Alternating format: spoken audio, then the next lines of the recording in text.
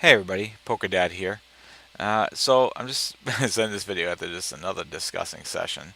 I'm feeling a little bit down right now, and I'm kind of re-questioning, questioning what I want to do with my bankroll. Because if you followed me in the past, you know I play with an aggressive bankroll. This is my month so far this month. Now, if you remember correctly, last month I was up a little bit over 500, and so far this month through 12 days, I'm down 382. It's just been like a complete mess. For instance, in tonight's session, I actually lost to two full houses to the same guy, where I had tens and then I had pocket aces in like a matter of minutes, actually 10:20 and 10:23. So literally in a matter of minutes. Um, so I'm questioning. I've been playing with 15 a 15 buy-in requirement, and I know like the standard that you'd want to do is 30, and I'm trying to take this very seriously, and maybe this 20 buy-in requirement was a little bit too aggressive. My other concern is that playing on these sites like BetOnline and ACR, um, the player pools aren't so big. So now that I've been playing there for a longer period of time now, um, it's becoming more of like a chess cat and mouse game as opposed to being able to pick on recreational players. But then my other issue is like, well, I got two options if I want to play against worse players, and that's play at global poker again. That doesn't really excite me too much because global poker can be just like a crazy place to play, but with all the runouts and all that, or play on Ignition. But the thing I don't love about Ignition is you're playing anonymous tables. Plus, their software is just god awful. So I don't really know what to do, but I do know that I probably should be adjusting my bankroll now at this point, my bankroll requirement to 30 buy-ins. So if that's the case and I do that,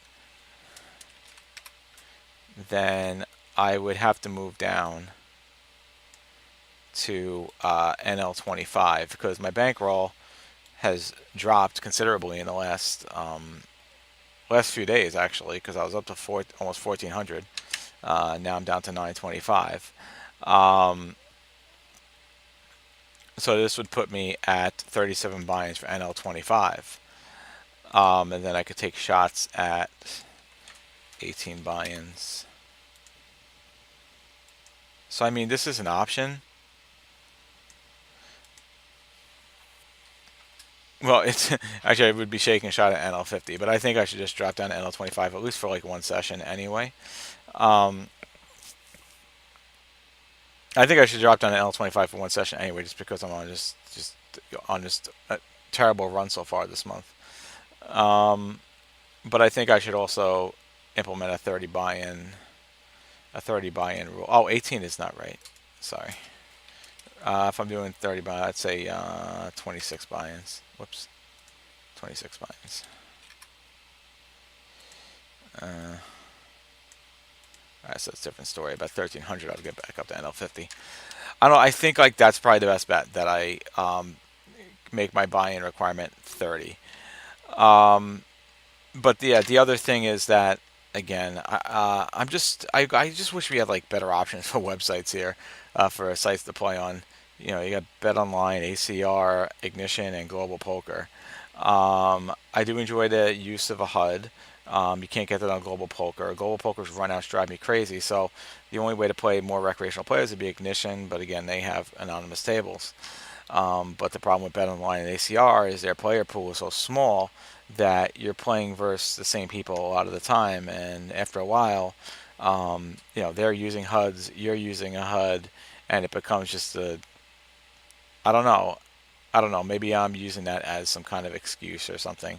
I don't know, because I have the same advantage that they do, and really I should be able to use that to my advantage. Actually, I'm going to be watching some videos tomorrow on hand reading using a HUD. So I think the underlying factor here is I need to drop to a 30 buy-in requirement, or pump it up to a $30 buy-in requirement as opposed to 15, and go with it from there, and drop down to NL25 for now, and work my way back up. So it's not a race, it's a marathon, and I think that's what we're gonna do. So I don't know if you. I'd love to hear some of your comments. Do me a favor and leave your comments below. I appreciate it. I always like to get back to you guys right away, and I appreciate all the feedback and support that you guys give. So, would love to hear your take on this. And until next time, Poker Dad out.